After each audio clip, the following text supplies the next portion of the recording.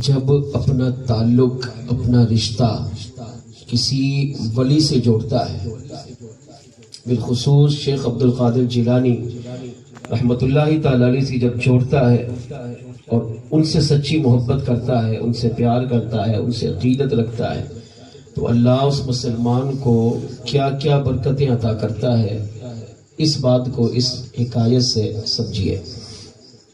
بہجت الاسرار میں یہ روایت موجود ہے۔ بغداد کا ایک تاجر تھا جس کا نام تھا ابو المظفر۔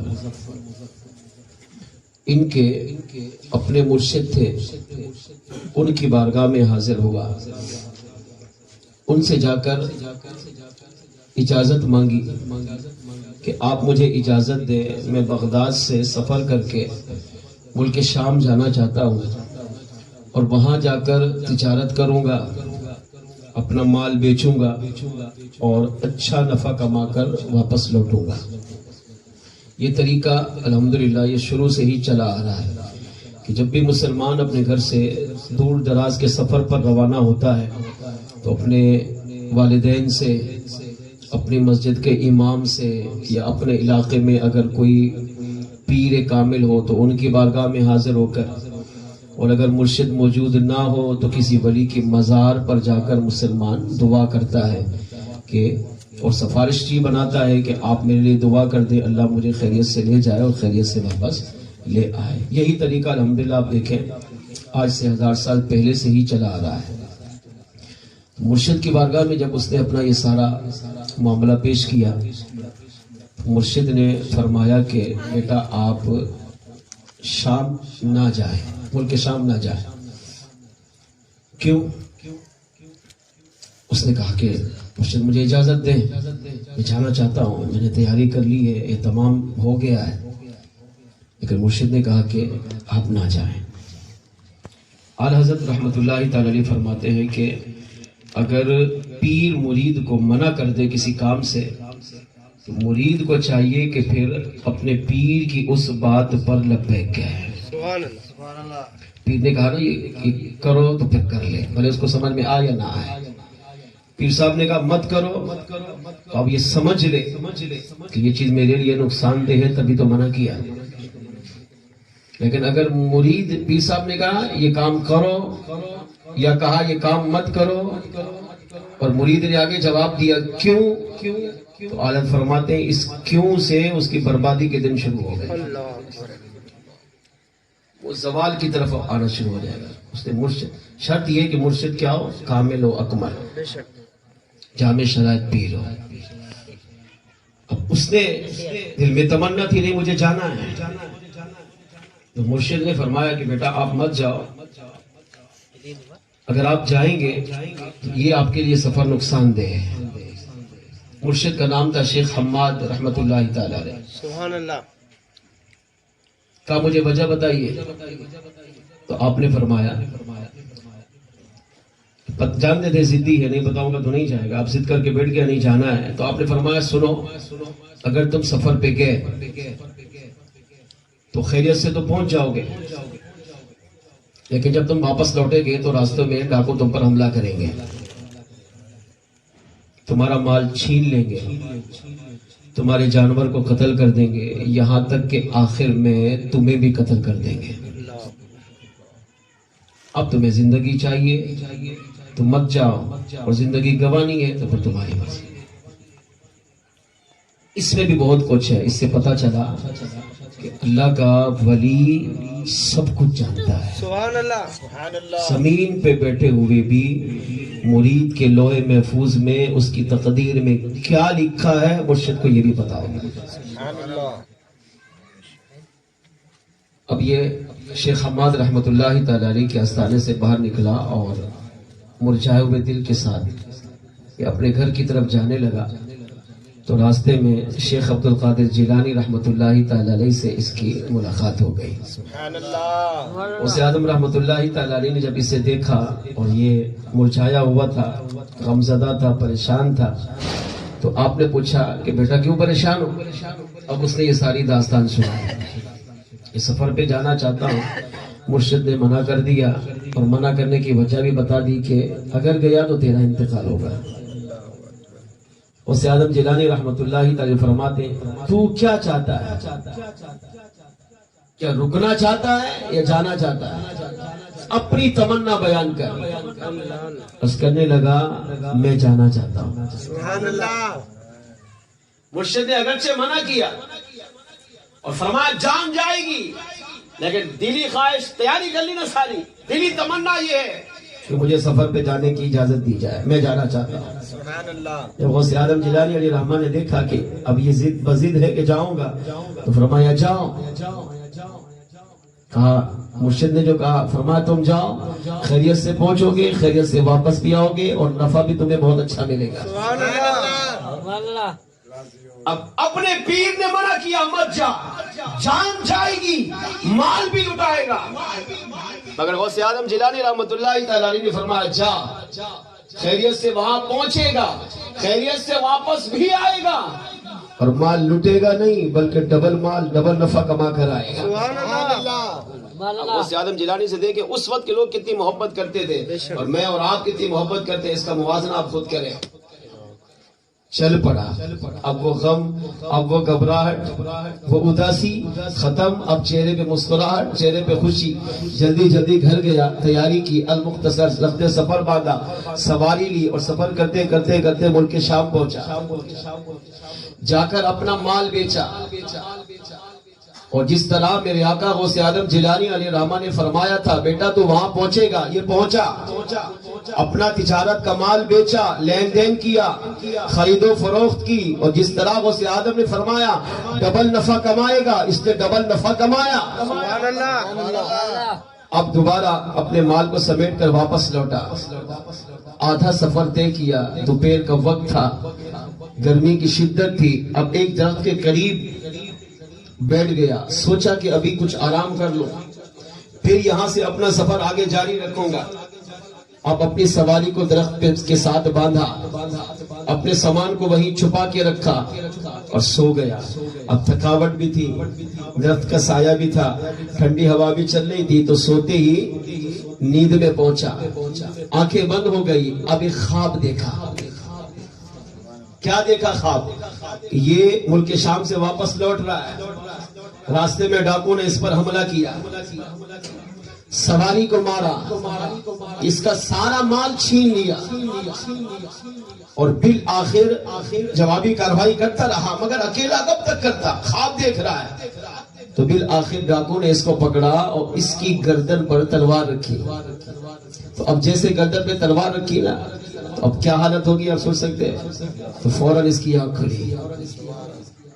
تو آنکھ کھلی تو اب پورا جسم پسینے سے شراب ہو.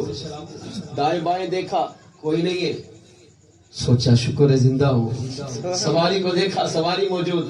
مال اپنا سنبھالا، وہ بھی موجود. اب کیسے رکتا؟ اب جلدی جلدی اٹھا، سامان باندھا، سواری لی اور بغداد کا سفر شروع کیا. چلتے چلتے المختصر بغداد پہنچا. بغداد پہنچ کر اب سوچا کہ پہلے کہاں جاؤں؟ اپنے مرشد کے پاس جاؤں، شیخ حماد علی رحمہ کی بارگاہ میں جاؤں، یا شیخ عبد القادر جیلانی علی رحمہ کی بارگاہ میں جاؤں؟ سبحان اللہ. اپنے پیر نے کہا جائے گا تو ہلاک ہوگا، اور غوث اعظم جیلانی نے فرمایا نہیں، جائے گا تو زندہ سلامت جائے گا، زندہ سلامت آئے گا. سبحان اللہ. اب سوچ رہا ہے پہلے کہاں جاؤں. تو عقل نے کہا پہلے اپنے مرشد کے پاس جا، ان کو جا کر بتا کہ آپ نے کہا تھا میرا انتقال ہوگا، میرا سارا نفع لوٹ جائے گا. دیکھے میں گیا، مال بھی بیچا، نفع بھی کمایا، زندہ سلامت واپس بھی آیا اور ابھی آپ کے سامنے ہوں. پہلے جا کر اپنے مرشد کی بارگاہ میں حاضری دو. اب یہ ابو المظفر تاجر کہتا ہے میں اپنے مرشد شیخ حماد علی رحمہ کی بارگاہ میں گیا، تو جیسے ان کے آستانے میں داخل ہوا تو شیخ حماد رحمت اللہ تعالی علیہ نے ارشاد فرمایا ابو المظفر میرے پاس مت آ، پہلے شیخ عبد القادر جیلانی کے پاس جا. فرمایا بیٹا یہاں سے لوٹ، میری بارگاہ میں مت آ، پہلے شیخ عبد القادر جیلانی کی بارگاہ میں جا. فرمایا اس کی وجہ یہ ہے کہ میں نے جو کہا تھا وہ بھی جھوٹ نہیں تھا، سچ تھا. تیری تقدیر میں لکھا تھا کہ اگر تو جائے گا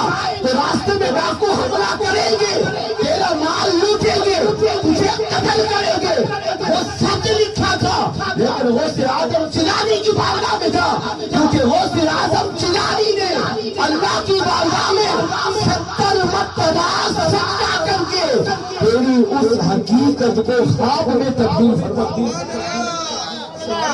میرے پاس مت آ، غوث اعظم کی بارگاہ میں جا، تو چلا گیا یہاں، تیری تقدیر میں مرنا لکھا تھا، جب تو گیا تو غوث اعظم جیلانی نے اپنا مسلح پر بچھایا، سجدے میں جا کر اللہ کی بارگاہ میں روئے، گرائے، ایک روایت کے مطابق 27 مرتبہ، اور بعض علماء نے لکھا 70 مرتبہ سجدے میں جا کر غوث اعظم جیلانی نے اللہ کی بارگاہ میں عرض کیا، اے اللہ تیری تقدیر پر حق ہے، تبدیل نہیں ہوتی، تو جو چاہتا ہے کر دیتا ہے، مگر میں تیرا بندہ ہوں، تیرا محبوب ہوں، تجھ سے پیار کرتا ہوں، تو عبد القادر کی لاج رکھ اور اس بندے کی حقیقت کو خواب میں تبدیل ماں، وہ جو راستے میں تو نے خواب دیکھا تھا وہ حقیقت تھی، ڈاکو کا حملہ ہونا تھا، تیرا مال لوٹنا تھا، تجھے قتل کرنا تھا، اللہ نے غوث اعظم جیلانی کی دعاؤں کی برکت سے تیری حقیقت کو خواب میں تبدیل فرما دیا۔ جب یہ کہا تو اب ابو المظفر کہتا ہے میں نے اپنے مرشد سے اجازت لے کر غوث اعظم جیلانی کی بارگاہ میں گیا، اور جیسے ہی غوث اعظم نے مجھے دیکھا تو مسکرانے لگے اور فرمایا ابو المظفر تیرے مرشد نے جو کہا وہ حق اور سچ کہا، تیرے مرشد نے جو کہا وہ حق اور سچ کہا ہے، مطلب یہ نکلا ہاں تیری تقدیر میں تو مرنا لکھا تھا، مگر میں نے اللہ کی بارگاہ میں رو رو کر گر گرا کر سجدے کر کے تیری اس حقیقت، اس تقدیر کی حقیقت کو خواب میں تبدیل فرما دیا۔ اللہ نے میری خاطر میری لاج رکھتے ہوئے میری عرض پر میرے کریم رب نے تیری حقیقت کو خواب میں بدل دیا، جو تو نے راستے میں خواب دیکھا وہ حقیقت تھی، لیکن اللہ نے میری دعاؤں کی برکت سے اس حقیقت کو خواب سے بدلا۔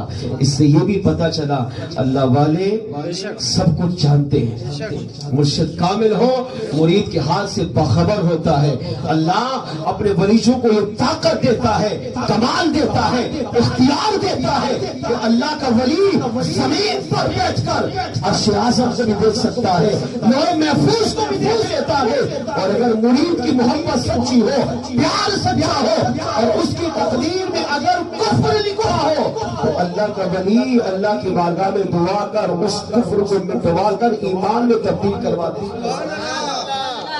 مرید کی تقدیر میں مرنا لکھا ہو تو اللہ نے اپنے ولیوں کو یہ طاقت دی ہے، کمال دیا ہے کہ اللہ کے ولی اللہ کی بارگاہ میں دعا کر کے اس مرنے کو بھی زندگی میں تبدیل کر۔ اس سے پتا چلا شرط یہ ہے کہ مرید کی محبت سچی ہو، مرید کا پیار سچا ہو، مرید اپنے مرشد سے سچی محبت کرتا ہو، ان کی تعلیمات پر عمل کرتا ہو تو اللہ مرشد کامل کی برکت مرید کو دنیا میں بھی عطا کرتا ہے، قبر میں بھی عطا فرماتا ہے، اور اللہ قیامت کے دن بھی اس مرید کو اپنے مرشد کامل کی برکتیں عطا فرماتا ہے۔ آئیے مل کر آپ بھی غوث اعظم کی ذکر میں شامل ہو جائے۔ یہ شان ہے غوث اعظم کی، یہ شان ہے غوث اعظم کی، سردار کا کیا ہوگا، یہ شان ہے غوث اعظم، چاہے تو اشارہ سے اپنی کایا ہی پلٹ دے دنیا کی، چاہے تو اشارہ سے اپنی کایا ہی پلٹ دے دنیا کی، شان ہے بول کے غلاموں کی، شان ہے غوث اعظم کی۔ شان میرے مرشد کی سرکار